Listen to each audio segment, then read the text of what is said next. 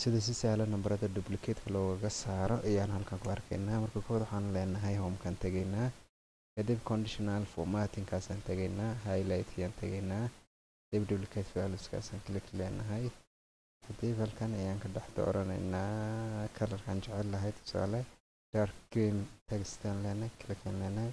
markaas nambarada soo noqnoqday greenka waa nambaro soo noqnoqday laba jeer soo noqday ka dhigan tahay, kaas halkaasuu yaalaa, kaasna hoostu yaala. markaas laba jeer ay soo noqdeen nambarada greenka la saaray si ay marka liigu kugu soo saaray ku soo noqnoqday.